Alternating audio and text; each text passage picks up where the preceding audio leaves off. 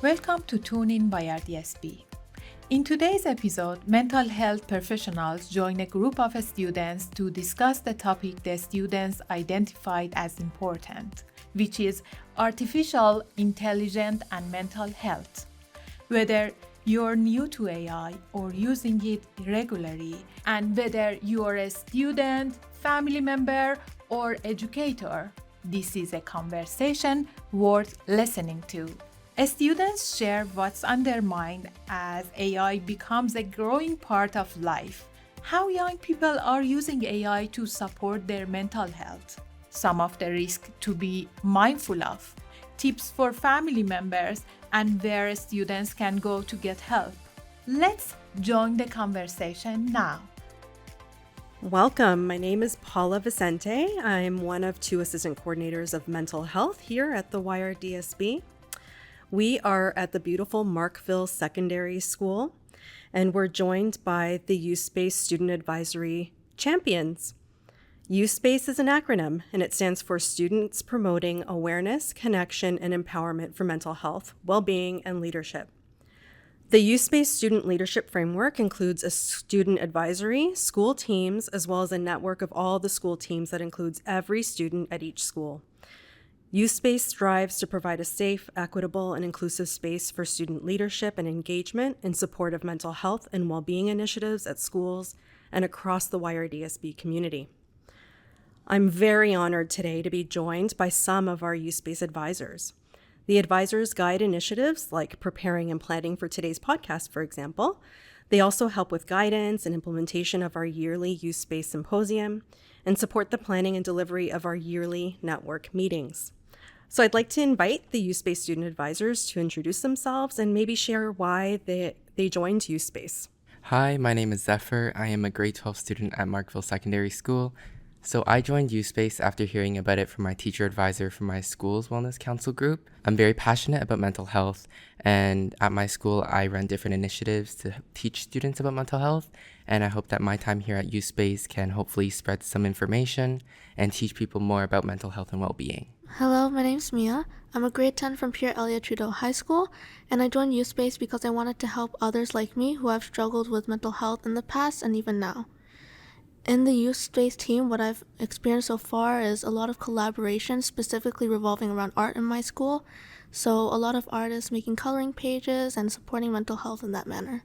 Hi, my name is Aziza. I'm a grade 12 student at Bill Hogarth Secondary School, and I joined E.V.E.R.Y because I wanted to be a leader in my community in a field that I'm passionate about, which is mental health. I was part of my school's Wellness Activity Council, and then I was given the opportunity to join E.V.E.R.Y, which is board-wide. At my school, we aim to create events that are non-academic. So, for example, we host movie nights, outdoor activities, and arts and crafts days. Awesome. Thanks so much, everybody, for joining today. So today's topic it was an important one for the entire advisory. We had asked the advisory maybe, what was the topic that you were interested in? There were a few ideas that came out, but AI and mental health was the number one choice for everybody on the student advisory. And the key question was, how are students using it to support their mental health? So before we get into the discussion, I'm going to share a bit of a background here in terms of what is artificial intelligence, like what are we talking about? Artificial intelligence, or AI, is a type of technology that simulates human cognition. So for example, problem solving, reasoning, and learning. The AI system uses algorithms to learn from data that's harvested from all over the internet and makes predictions and essentially acts on its own. Here at the YRDSB, we've recently released student AI guidelines that provides a lot of great useful information for students, and for me apparently, because I learned a lot from it.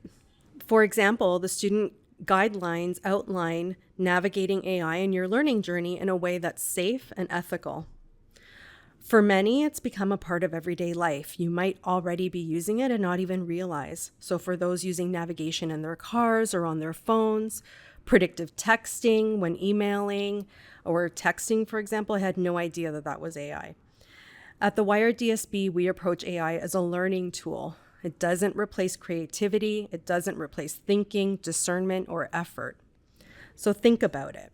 When inputting a prompt into an AI engine, if asking it a question, the AI model might be using information that's shared on Reddit, which is largely a discussion platform, Wikipedia, which is an online encyclopedia maintained and edited by a world community of volunteers without really review or accuracy. Also might be looking at scholarly journals or blogs. It'll provide you with a really detailed response and can generate content like text, videos, and images. So it's important to remember that AI is not a human. It's a bot that scans information and has been programmed to present the information to you in a way that you prompted it to. And sometimes it can feel validating and supportive, but it doesn't have feelings or emotions. Because AI is using information created by humans, it's using information that might very well be biased and perpetuate discrimination without really critically thinking about it. So as I shared earlier, here at the YRDSB, we view AI as a tool that can support our learning. So that can be through brainstorming, studying, providing lessons and practice questions, organizing information, lots of different things. Today's topic is really specific to mental health in the age of AI. I'm going to share some data with you that can help us get the conversation going. In a recent survey conducted by Mental Health Research Canada, it was revealed that 1 in 10 or 8% of Canadians have used AI for mental health support, with youth being the most frequent users. Kids Help Phone recently updated a study that was released in November of 2025 and found that 69% of youth explored mental health-related content on AI tools and found the results to be helpful. Of those 69%, 17% explored mental health advice from AI, and many shared that they like the tools because the response is fast, it feels personalized, safe, and judgment-free. So we know that youth are using AI to support their mental health and feel that the responses are helpful. However, there are important things to consider when evaluating the results that you might receive. So mental health experts have reviewed AI responses, and it's often found to be further stigmatizing mental health conditions. Researchers at Stanford University found that AI increased stigma towards substance use disorders and severe or persistent mental health concerns. Responses often included bias, incorrect, or misleading information. And it's not human or have a human experience, of course. So often it doesn't correctly interpret the language that's being used or the meaning used in the prompt. It'll often not be up to date and often makes up information. So let's dive into the conversation. I'd love to hear from you folks. Let's get started with the first question. I'd love to know, what's your experience with AI? So, as a grade 12 student, the past 4 years, AI has advanced a lot. As a student, you see your classmates use it every day, and I wouldn't say that I haven't used it or never used it before. I definitely have. It's the access, the ease of access that is what draws people in. You can really just search something up into Google, and then Gemini will give you a pretty clear answer as to what you're asking. I would say for me personally, you take what you search at face value. You don't really dig any deeper. And so I guess for me, it has hindered my research abilities. I'm not able to, I guess, find different sources as easily as I used to be. But I also think, particularly with mental health, you don't really see people using AI for mental health purposes because no one really thinks to use it that way. Also, with what Aziza said, as a grade 12 student now, I think we kind of witnessed the upbringing of AI, because back in grade 9, it wasn't really a thing, right? But with it being more prevalent and more developed nowadays, I find it's kind of hard to get away from AI, not even in school and everyone talking about it, but even online on social media, on different ads, we see all sorts of companies trying to integrate AI into their systems, and like at times where it feels a little excessive. Like, those who know me will know that I love to use analogies. So MSG, you guys have heard of that. It's like a flavor enhancer. And sure, it can make some dishes great, but it can't be put in everything, right? And so I think AI is kind of similar. Right now, it's just kind of a fad, and it's being fed to everyone and trying to be added to everything. And I think that might not be the best experience. And I have used AI in the past, helping out with school research and fleshing out ideas for some of my projects.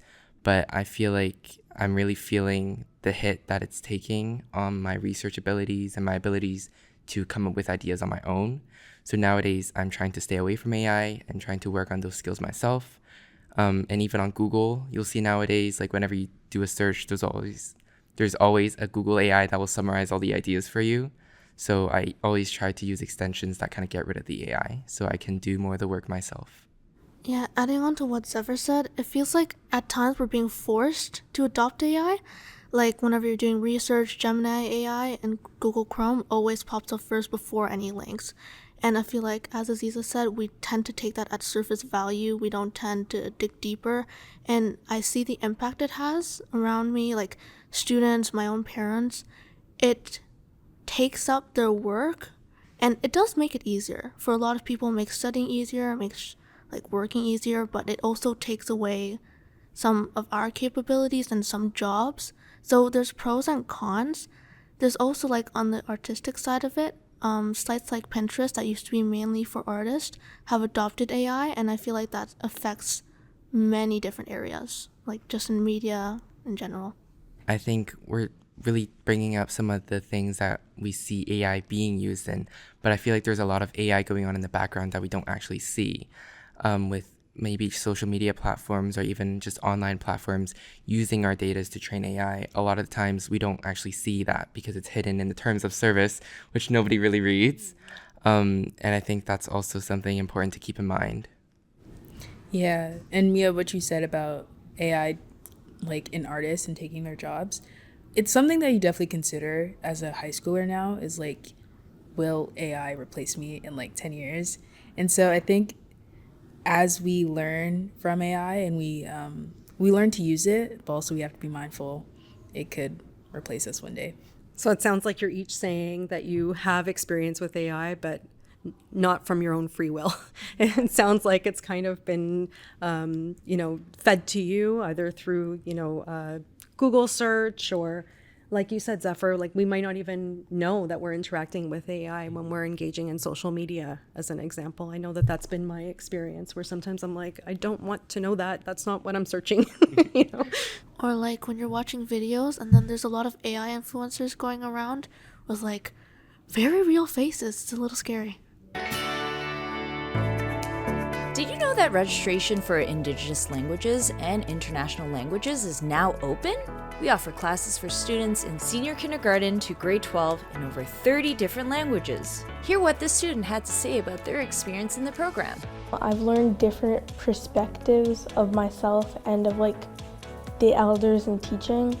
It's just a really good language to learn because you're learning the native language of people that have been on this land. It changed the way I talk with family at home because I sometimes interpret Ojibwe while I'm talking to them.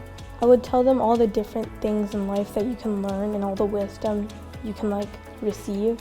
So I just think that everybody should like try and learn at least. Classes begin in September.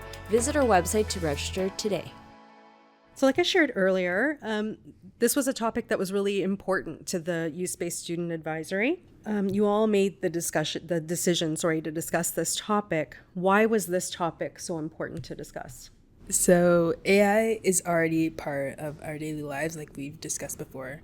You can't really escape it even if you really, really try to. And so I think mental health challenges as well is also increasing, especially among the youth demographic and teens and high schoolers. Like anxiety and depression are becoming more common. And so AI offers an uncommon pathway to support and is becoming a tool that teens can turn to. And it also, like you mentioned earlier, offers a different sense of comfortability compared to parents and friends and teachers who are people that teens would normally go to if they needed support. And most importantly, it can improve access to this support for teens who lack that or feel nervous to reach out. And AI tools can be the first step to getting that help that they need. As for me, I was quite surprised when I heard the data you mentioned earlier with like 69% of teens using AI for mental health. Because like Aziza said, I never really had experience using AI for mental health. And I think a part of that may be just because we're students, and so a lot of it is focused on the academic side. But I know I've heard stories online where people use AI to help their mental health as someone to talk to, and that has led them down some tragic roads where, things don't always end well. And so I think that's a big part to why we have to talk about AI. It can It can serve us good, but at times it can also be wrong, like you said, and maybe not be the best solution for mental health. I think that some students feel more comfortable speaking to AI, maybe because of a lack of trusted adults around them. And I feel like a very big problem that's arisen is that sometimes they forget that it's AI. It's not a person, there are potential security risks, and there are lack of boundaries. And I'm thinking about how this can impact students, because we need to view AI as a tool and not a person. So discussing like the safe use of AI is very, very important, and what to keep aware of. Another thing is like AI damages the ecosystems. It takes a lot of the electricity. So that's another thing that should be discussed. Yeah, thank you for each of your points. I'm hearing, this was a topic that you wanted to discuss because you wanted to talk about, how it could be of support, and also other ways to find support, especially when we're talking about mental health, and really ensuring that other students are aware of maybe some of the pitfalls of using AI for mental health support. So what do you think? How does AI and mental health intersect? I think to bring up that research portion, because I feel like that's really relatable for everyone, because AI is so good at gathering information, a lot of people could use it to seek help in terms of how to solve maybe certain problems they have. Maybe they're stressed about something, or maybe they're worried about a certain condition they might have. They might go to AI to kind of seek help for resources and information. And like you said, also AI has personalized responses that also feel personal. It can appear compassionate and understanding. And because of that, it can kind of be a supplement. It can be a replacement for human connection when we need someone to talk to. And so I think in that sense, AI and mental health can intersect. Human emotions can be very fragile, so being able to handle them delicately is very important. AI takes information, potentially biased and harmful information, from the internet, and it will spew whatever it views as the correct response, like Zephyr said, whatever it appeals to you, like it appeals to what you want to hear. So it has no filter and might have an output that does more harm than good. AI has been wrong when giving information, and the concerns of this can have a devastating impact. Yeah, adding on to what you said, Mia, about AI can be wrong at times, and also it's really easy to not recognize that and become over reliant on it. It can delay people from reaching out to real world people who can actually get them help. It also, Zephyr mentioned something about how it can give personalized support that someone needs. I think a lot of the time students can feel overwhelmed by the resources and the different things that they could get for mental health support. But with AI, it's kind of just all there in one, which is, as we've discussed, a pro and a con as well.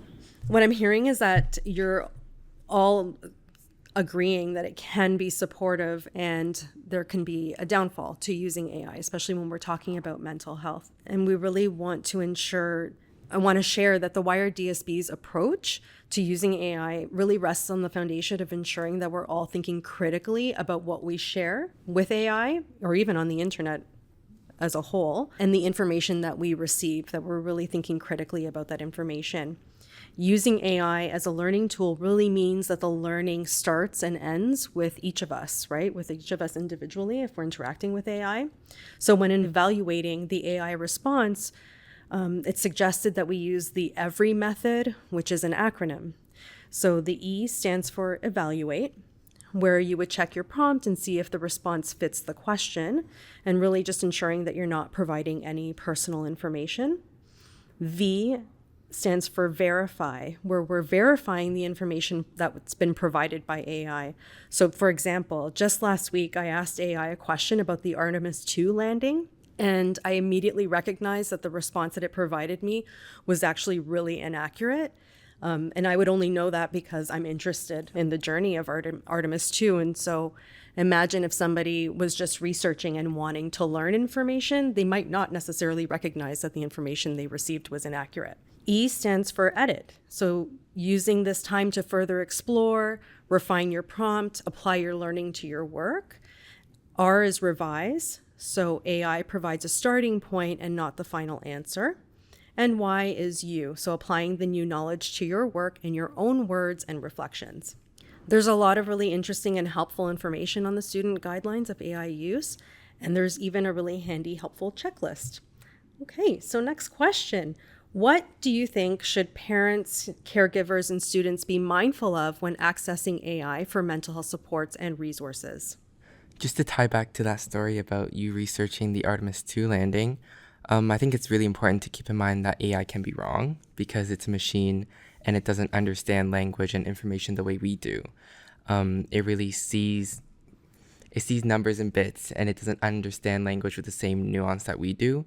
And so really what's happening when we ask it for information, it's copy and pasting and like piecing things together to give us a response that we understand. And so what can happen a lot of the time when it comes up with false information, we call it AI hallucination. And this can also be so dangerous because it's so confident in what it says. We want to believe in it because it's just presenting it in a way that seems professional and confident. It's hard not to believe it sometimes. And AI, it tends to want to agree with you as well. And because of that validation, it can make us more inclined to listen to it, even though the information is wrong. And so it's very important to verify the information and, again, supplement the information we get from AI with actual research, because AI, at the end of the day, it's a tool and it's something that we should use to help us, but not be the only thing that we're using for support. Like in terms of safety, media can be very deceiving, and we see media content generated by AI all the time. So AI influencers, AI voices, and other things of the sort. So it's really important to be conscious about what content you consume and also what you put out into the world. So that goes for parents and students alike. You should be very wary of what you share on the internet. That's personal information, even non-personal. Anything can be taken out of context and spewed out of AI. We should be mindful of what we're sharing online, and especially as students, we have to ask ourselves if it's like, do we want to learn things from AI, or do we want to learn things from people that know us and people that trust us and people that we trust? And also with parents as well, like starting conversations with students about, would you want your student to learn something from AI, or would you want your student to learn it from you?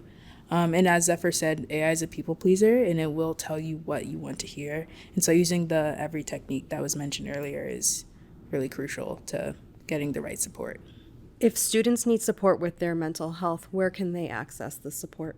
I think the first place to start should be those around you, so peers, parents if you can, adults you can trust, so that could be teachers, guidance counselors. Those are the best places to start.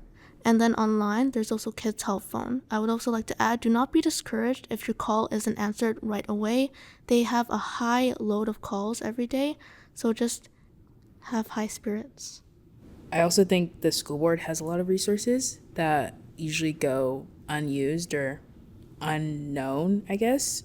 As we've discussed today, AI as well, we should use our discretion to understand if it's the right tool that could help us with whatever we need. Yeah, I think in-person connection and support is honestly the most valuable, because even online, while you might get the information, it's not the same when you're not like speaking in person and really seeing the person you're talking to. But on the other hand, I also understand that sometimes it's intimidating for people to reach out, especially to their friends, because when you're talking with your friends, occasionally you might bring up how you're feeling, but most of the time you're talking about school or maybe like games you're talking about, but a lot of times you might not discuss your mental health. And so to some people, it might be awkward or jarring to discuss that. But I think people need to keep in mind that if you're friends, you're there to support each other. And even though it might feel awkward at first, that people are there for you. And even though if you can't reach out in person, there are a lot of resources online. And even just speaking to your guidance counselor, the most important thing is to remember that the first step to reaching out for help is always the hardest. But once you get past that, it's easy to speak to other people and find the help that you need. Yeah, thank you so much, the three of you, for sharing those supports. You're so right. Kids Help Phone, accessing guidance counselors, The YRDSB, every school has a school social worker and a psychological associate that can be supportive as well. So you could reach out to a guidance counselor or a trusted adult at school and see how you can get access to those resources. We also really wanted to highlight 2 resources that come to us from School Mental Health Ontario. So one is called No Problem Too Big or Too Small, and is a help-seeking resource created by students for students. And the goal of the resource is really just to increase help seeking in young people by focusing on their self-care, noticing when they need help, and highlighting where to go for help. And the second resource, also from School Mental Health Ontario, is called My Circle of Support. And there are 2 versions of this one. One is for junior students and the other is for intermediate and high school students. And I really like this resource because the focus is exploring on who is in your circle of support, essentially. Who in your social circle could you speak to about whatever you need help with, mental health being one of those topics. Okay. And I think it's important to be able to explore who those people are when things are okay and you're not in the midst of requiring mental health support, because that can be the hardest time to seek help, and often why people don't seek help during that time, because it's very hard to explore outward when the focus for yourself in that moment is very internal. If you're ever in need of support, we wanted to ensure that you're all aware of the following resources to access immediate crisis or emotional support. And these supports can be found on the YRDSB mental health page. Thank you to the 3 of you for this really interesting and insightful discussion. We talked all about why it was important to speak about mental health, especially to share all this information with other students at the YRDSB. We talked about why it's important to be really critical of our interaction with AI. And sure, we can use it as a learning tool and really understand how to do so in a safe and ethical manner. And then we also talked about ways to reach out for support. So sure, you can use AI as a starting point maybe, but to ensure that you're always connecting with the human so that you're getting the best possible support that you can to meet your needs at that time. So I want to thank the 3 of you all for meeting with us today. Thank you to Aziza, Mia, and Zephyr for volunteering to be a part of this discussion and being a part of the planning team. Thank you to all of the U-Space advisors for their contribution to today's podcast topic. I'd like to thank the Central Mental Health team who supported the planning as well, in particular Melissa Koifman, who joined us here today, and to the communications team for all their support. Today on the podcast, several helpful resources were mentioned. The YRDSB AI guidelines, along with a list of organizations and mental health supports for students, are available on the board website at yrdsb.ca. We encourage students and families who have questions about mental health supports to visit the website or reach out to their schools or a trusted adult. If you enjoyed today's conversation and would like to hear more discussion between students, leaders, and mental health professionals, the Use Space team has also hosted another podcast episode on topic including the relationship between social media and teen mental health, social anxiety and healthy relationships, and managing stress and mental health during exams. These episodes can be found on Spotify, the board website, or wherever you listen to podcasts. Thank you for joining us today on Tune In YRDSB. We hope you will join us again next time.